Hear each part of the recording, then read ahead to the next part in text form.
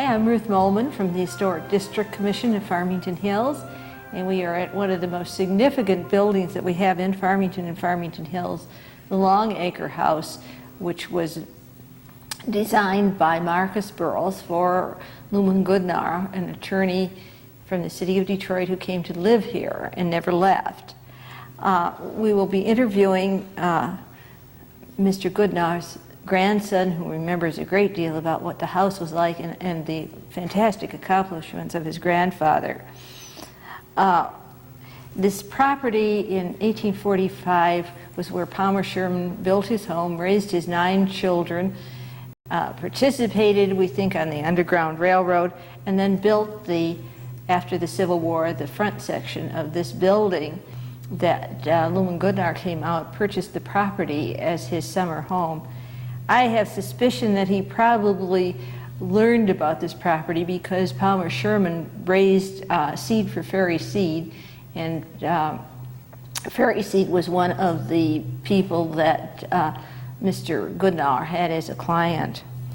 Luman Goodnar and his wife Elizabeth lived here, and it was, I understood, sort of a hobby of Mr. Goodnar's to add to the house as he enjoyed it in the summers.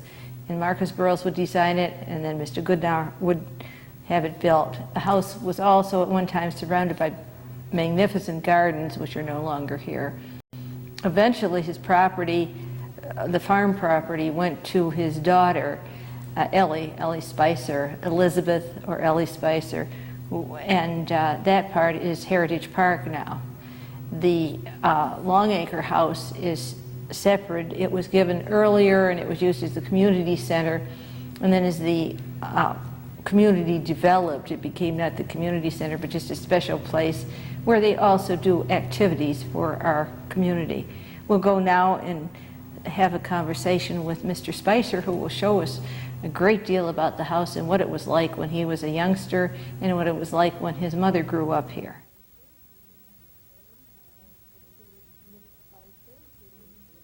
I'm sitting here with Nick Spicer, who is the grandson of Luman Goodnar, who purchased this house from Palmer Sherman and made it his summer home. Now, what was it like when your grandfather purchased the house, and how did he find this particular property? I don't know how he found it, but he lived in Indian Village, and it was a small house, part of it still visible along Farmington Road. The old portion was built in 1869, and he purchased it along with Theodore Hinchman as his summer home. And then he was so involved with the activities in Detroit, he got tired of the hectic pace of life that he was leading, and he decided to move here year-round. And so he had the house expanded, and they moved here in 1918 as their permanent house. Now, he was involved in almost everything that was significant in the city. He was the attorney, you said, for the Gray family? Yes, he was born in Ludington and went to the University of Michigan. He had a very difficult time there. He almost didn't graduate, but he finally did. And then he was ambivalent about what he wanted to do, whether he should practice law in Ludington, where he'd been born, or in Detroit, and he decided to practice in Detroit. And he became employed by the firm of Shaw and Cady, which is the predecessor of the present Hill Lewis law firm. And that didn't work out, so he was sort of wandering around Detroit on his own, doing collection matters on a bicycle. And this was at the turn of the century. And he met Abner Larned, after whom the street is named, and Abner Larned became his mentor. Mr. Larned was head of the Manufacturers and Merchants Association, which is the predecessor of the Detroit Chamber of Commerce. And then my grandfather, through that connection, obtained significant legal clients. And then he met my grandmother, and she lived on at 66 Edmund Place. I think the house is still standing. There's a new restaurant going up at 69 Edmund Place. And he met her and courted her and married her in 1904. Her sister, Frances Noble, married Paul Gray. And Paul Gray was one of the 4 children of John Gray. John Gray in 1904 invested $10,000 in the Ford Motor Company, and he was the largest investor, and he became then the president. He was named president of the second Ford Motor venture. He died in 1906, and my grandfather then was asked to handle the probating of the John S. Gray estate.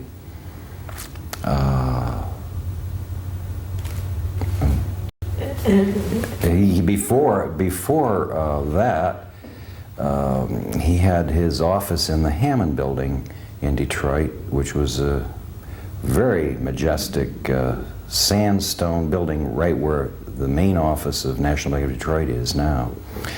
And he had the fortune, of course, of meeting the 2 children of George Hammond. George Hammond had founded the meatpacking industry and the refrigerated meat, shipment of meat throughout the country, and became enormously wealthy. Hammond, Indiana is named for him, as is Hammond Lake out in Oakland County. So he represented Edward Hammond, and Edward Hammond, of course, being the owner of the building, also established the Federal Motor Car Truck Company and Gammer Manufacturing Company, which supplied the steering gears for all of the cars in Detroit. Well, that was his first major client, were the Hammonds, and then came the Grays, and But he helped establish a lot of the institutions too, you were telling me. yes, the dividends from the Ford Motor Company being paid to the Gray estate were enormous. Each year, over $1 million, and you know, it was a lot of money back then. And so the Grays, with my grandfather, built most of the buildings in Detroit along Woodward Avenue and Grand Circus Park and Washington Boulevard. The beautiful buildings around St. Aloysius Church and the Statler Hotel, the post office. They established the theater district and the newspaper district in Detroit, and the terminals. They purchased significant acreage on the river, which became the terminals. And then with the Grays, my grandfather and Abner Larner established the Detroit Athletic Club, and the main library on Woodward Avenue, and the Detroit Institute of Arts. My grandfather, with Alden Shaw, established in 1914 Detroit Country Day School. In 1933, Kingswood School. With Joseph Mack, another one of his clients, he established Oakland Hills Country Club. And let's see what else. Oh yes, First Federal Savings and Loan he established. He had a bunch of banks that he set up.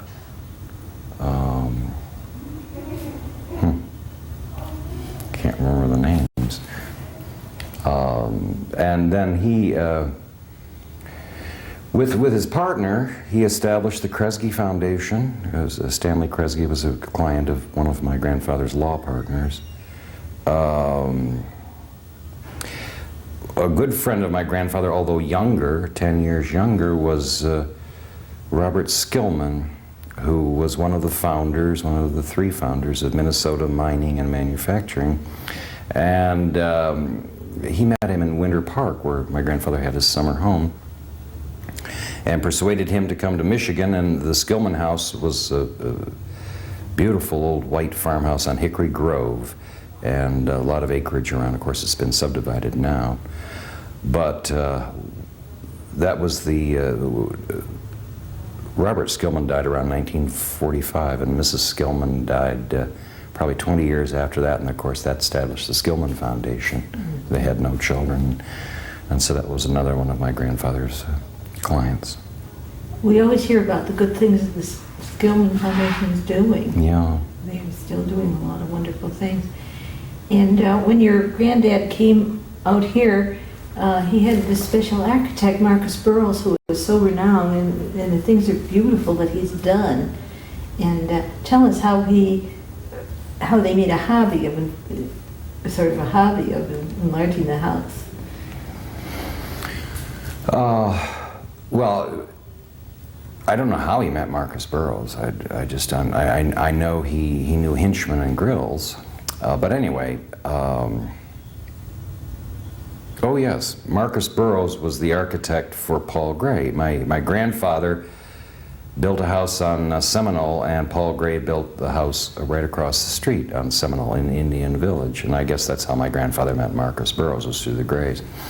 Anyway, my grandfather employed Marcus Burroughs as an architect to enlarge this house. And it was basically, when it was finished in 1918, just a straight facade. A rectangle. In later years, my grandfather added the library, which is down the steps, and this kitchen wing out in back, and I guess that's it. Federalist or Georgian Revival, it was the 20s, they did all the revival stuff of various periods, and Marcus Burroughs was an expert at this, I understand, at copying the different types of architecture. Yeah. Historical architecture, they called it. Well, they became very good friends, my grandfather, Mr. Burroughs, and in around 1915, my grandfather somehow found this 100-acre parcel, and then he persuaded a few of his clients or friends to purchase other acreage.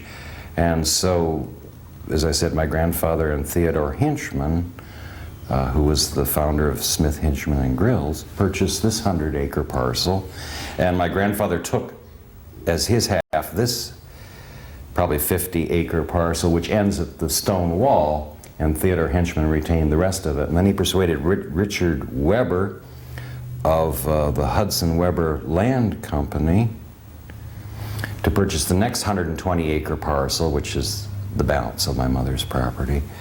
And then there was Duffield, Dr. George Duffield, who was a very prominent physician, and he persuaded him to purchase the next 120-acre parcel, which was now Normandy Hills. And then there was Carolyn Bowen Sarmiento, who was known as a princess or something, and she purchased the next 120-acre parcel, and she built the big house at the back. And then there was Mr. Moehlman, and Mr. Moehlman, my grandfather, purchased 80 acres right at the corner of 11 Mile and Farmington Road. Mr. Moehlman took the north 40 acres, and that became Biddestone, and my grandfather kept the south 40 acres, and the farmhouse is still there, and then he put that in trust, I remember, for my education, a few of our education. And then there was Marcus Burroughs, and my grandfather gave him carved out 5 acres down across the valley, and gave that to him, and Marcus Burroughs built his house, which is still there. Which is also in our historic district. Yeah. Beautiful thing. They had, so they had sort of almost a social situation here with the horses. They were right up and down Farmington Road, I understand. You know, my grandfather did, yeah. He had four horses that he rode, and he used to ride every day, I've been told.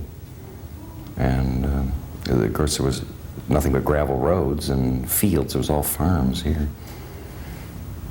More or less the horse, he said, they were known, I think, for this throughout Michigan. Yeah, yeah. Hammond was big in that. He helped start the Bloomfield Open Hunt Club, or whatever they call it, the Bloomfield Hunt Club.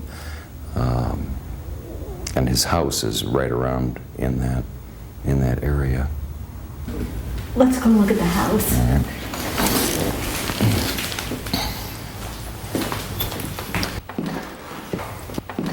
All right. This is your original fire screen that you have here in the, which was Yeah, the this is the living living room. It had my grandparents had specially made an oriental rug that filled the room. It was blue and pink, I think, or something. And yeah, this is the original fireplace and their fire screen. The window seats were always there. They covered the radiators. It was a steam-heated house. And they had the doors closing the living room off. yes, there were doors over in these archways, I remember, and then those doors are still there. And this is this you said was the solarium, was it? Yeah, that was the style back at the turn of the century into the 20s, was to have a plant room, and all the significant houses had them. So this was it. And the roof was all glass. The glass is still here. I think they've covered it over on the outside, but it was for growing plants and sitting. And I remember. Yeah, the drains are right here. There are two drains. There was a water spigot, I guess. Oh, that was taken out when they remodeled. But my grandmother used to, this was her favorite room. She'd always sit in here, and she had her books lined all along these window shelves. And then there was a bookcase over here that she had, and it was all the books she read in the 20s and 30s. The floor is original. Yeah, this is the tile, and it was to collect the water and the plant debris. Mm. Let's go look at the other parts of the house. Coming into your front entry hall. Mm-hmm. I love the stairway. It's so beautiful. Yeah. It's this is pretty much the way it was originally. You said something. Well, it was all paneled like this side, and it was all paneled on this side. And I remember there was a great big tapestry that hung here in the hallway, and then there were two great big chairs for people to sit on. It was filled with oriental rugs. I remember that. And this was, of course, this was all paneled. And I think this is probably the end of the original house right here, because the walls are so thick. But anyway, right here was a doorway to a sitting room and the guest bathroom for women. And then there was a hallway here that led to the pantry around the corner. And then you had a lovely dining room in the old part of the house. Yeah. Oh, I remember this. We used to hide in here. This is still original. It's the original doorknob. And the light switch is still the same one. We kept all our stuff in here. A lighted closet. Yeah, I remember my grandmother had a Robert Hopkin painting in here, an oil one, that she didn't use. And he was the founder of the Scarab Club in Detroit. Oh. And he was quite a noted painter, so she gave it to me. I still have it hanging in my living room. Huh. That is the Marcus Burroughs touches. There's always a closet somewhere that is so nice. So you want the dining room now? Yes, let's go in there. Yeah. The original dining room. These thick walls, are they significant? Yeah, I think so. I think this is the outline of the original house, which went from Farmington Road, the bay window, to here. This was my grandparents' dining room, and it probably was the old living room, the original living room of the house, because of the enormous fireplace. One of my grandfather's friends, when they visited in 1918, thought something should be put on the beam, and so she scribbled this in charcoal, and then my grandfather had it engraved, or whatever you call it. But there were a lot of pots in here, the old pots for cooking, and yeah, this was all windows in this archway, windows with glass shells, and my grandmother had a bunch of things in the windows. And this was the breakfast room. It had an oriental rug, and then a big white table, painted white, and a bunch of chairs, and there were cupboards. Oh, here's some cupboards there. Yeah, she had all our Venetian glass, I mean, just thousands of glasses, sets of glasses, I remember, for parties and things here, and then there was another cupboard somewhere too. They have a tile floor here. I wonder why. They have what? A tile floor here. I don't know. Pick up the crumbs, I guess. I don't know why. But oh yeah, this was the door, and then this was all flagstone terrace with grass in between, and a fountain out in back. This is where they had lunch and breakfast, and this was the formal dining room. When I was little, we all used to come here for Sunday dinners, and all my cousins and aunts and uncles. And there was an enormous dining room table. It expanded the length of the room. And we'd all say, we had roast beef, Yorkshire pudding, I remember that. And the cook they had was English. And Is that very good? oh yeah, she was a fantastic cook. Of course, back then you didn't even have refrigerators, you know. It was just ice. It was ice in an ice box. Don't want to go back to that. Huh? Don't want to go back to that. You had to shop every Yeah, couple well they days. did. They bought fresh things. And then that fruit cellar that's out in front was for storing the vegetables during the winter. Oh. They had squash and all sorts of pumpkins and things, and the underground hump thing, you know, was for the vegetables. And so that's where they got a lot of their things. And then during the summer they'd can whatever, tomatoes and things. Yeah, we can go take a look at that a little bit later.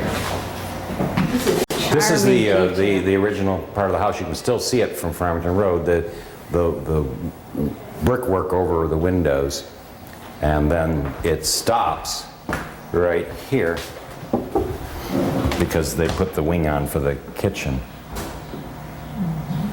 They've improved the kitchen wing considerably in order to have banquets here. Yeah.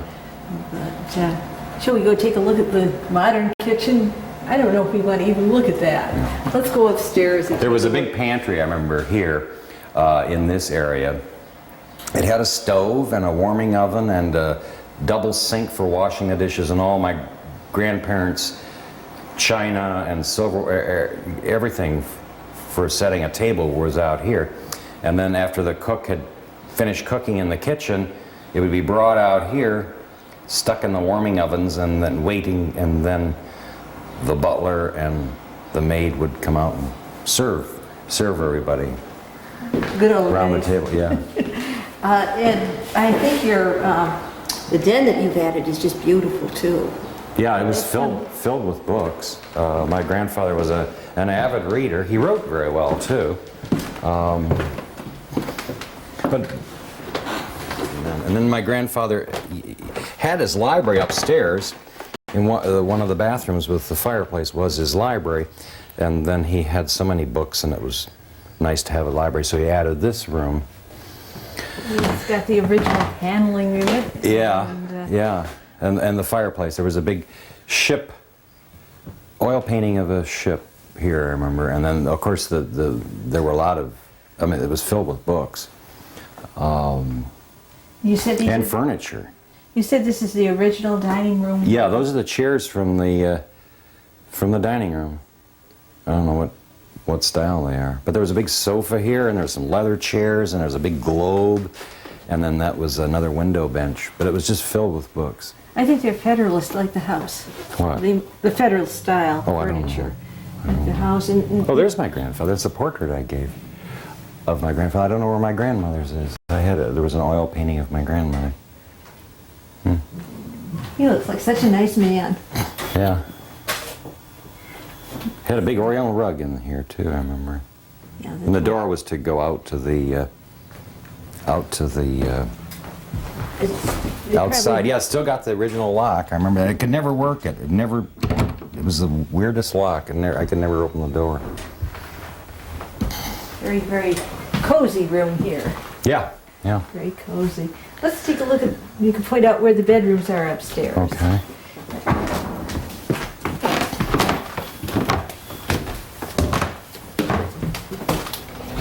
This is, what kind of carpet did they have on these stairs? It was an oriental rug, a runner, that was the same as the living room rug. It came up here.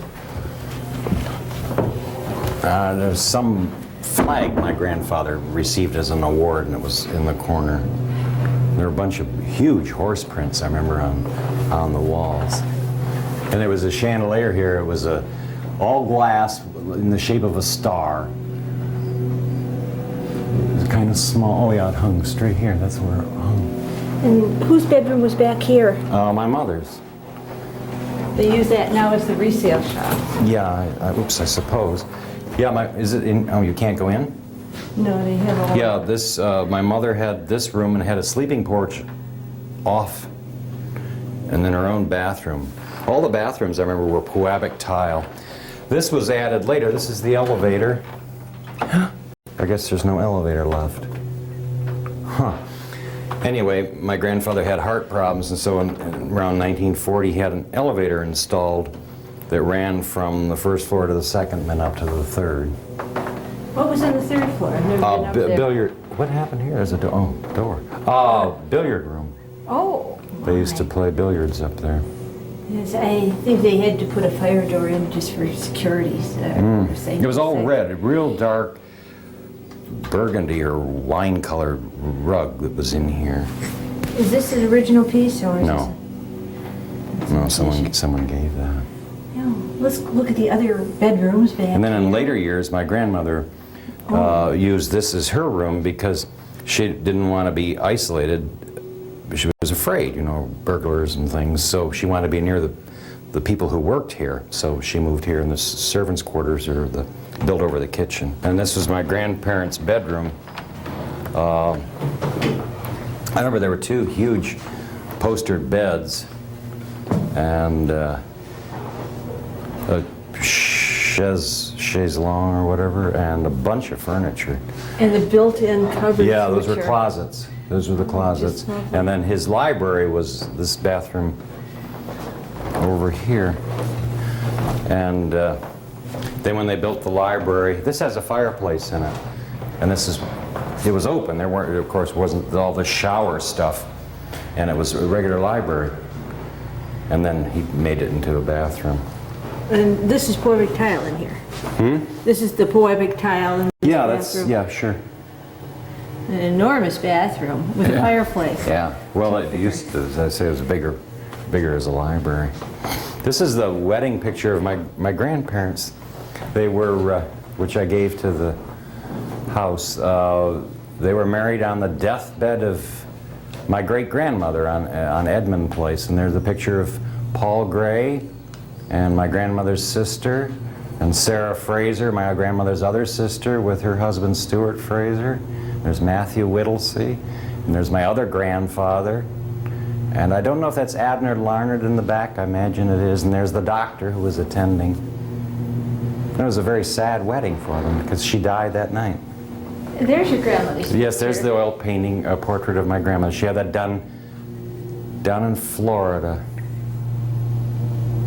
Yeah, and there are the other weddings that were here. It was my mother's wedding and my Aunt Betty's wedding. Did they have them right here in the grounds? Oh yeah, yeah. Beautiful place for a wedding. They still have weddings. Yeah, I understand they do. Okay, we'll go out. I'd like to show everybody the adorable little playhouse that Mrs. Fraser had in the garden. This is a nice wide staircase for that era. Yeah. We'll go. What should we do first? Your mother's playhouse, do you think? All right. if you'd Okay. like to. Go take a look. This was the log cabin that my grandfather had built for my mother as her playhouse.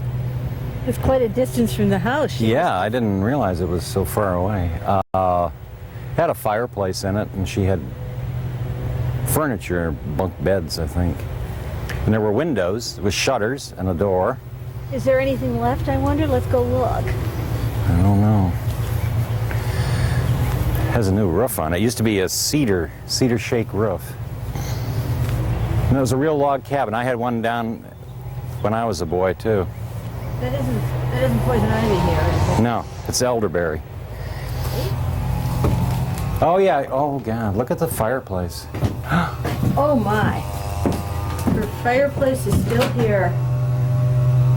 Her own little fireplace. Yeah, with the windows. Oh, that's right. They had shutters on them. Those are the shutters that went on the windows, and these are the logs that support the roof. But it's collapsing. You can see. It was a dirt floor. What a darling little thing to have. She must have had many a happy hour playing out here. Yeah. You must have come and played at it when... No, I never did. I just... Neat. And this is the root cellar that your grandfather had? Yes. It's built underground, and it's kind of a mess in there now, but it was for the storage of squash and pumpkins and other things during the winter. It was the right temperature. There were shelves all along, and it was before refrigeration, before the electric refrigeration. They had to use this. Give them a lot of food to go in there. Yeah. And then the wall that we have here, that's was the one that was built. Yeah, that's what my grandfather had built. There were big iron gates here. The entrance wasn't quite so wide, and then there was another entrance down there for the farmhouse. You had most of the help lived down that way? There were 3 that lived in the house, and then yes, there were the chauffeur and his wife lived in the apartment over the garage, and the gardener and his wife lived in the farmhouse, and the groom for the horses lived in the farmhouse too. He had a separate room. The little farmhouse was the one that Palmer Sherman built and raised his children in, and he lived in that house when he participated on the Underground Railroad, they told me. I see, yeah. The white farmhouse used to be up here somewhere, and then when my grandfather bought the property, he had it moved to the edge. This is the path to the swimming pool, is it? Well, it wasn't really a swimming pool. It was a big pool that my grandparents had under the band shell, and it was filled with fish and all these floating lilies, and it had 2 frogs at each end that spit the water into the pool. It was really, really kind of nice. There was a big eagle from the post office downtown that was in back of the swimming pool, or the pool. Is it still here?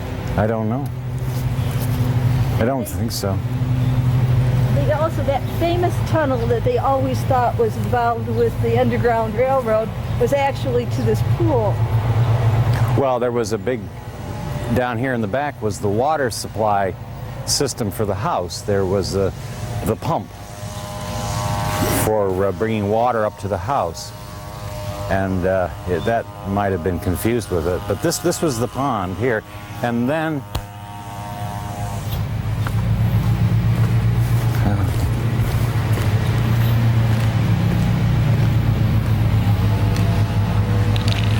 right here were the huge flagstone steps that went all the way up, and there were two flagstone benches right in the middle, and the entrance were between those 2 evergreens at the front. And it was flanked by evergreens, but these evergreens have really grown since then. Is that a well up there? No, well, it's part of it. Was just decoration. It had a wooden arch on top of it, and it was to control the water supply for the lawns. There are a bunch of faucets and handles in there, and you'd turn one of them and the frogs would spew out the water. Turn another one, another fountain would go. There was a fountain way over there at the end of the parking lot in Gardens. Well, thank you, Nick, for giving us your morning, sharing the memories of this special place with us. Okay. Thank you very much. Thank you.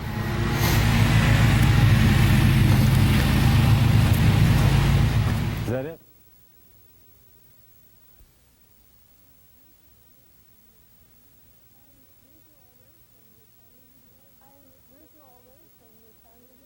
I'm Ruth Moehlman from the Farmington Hills Historic District Commission, visiting another of our little treasures in our historic districts.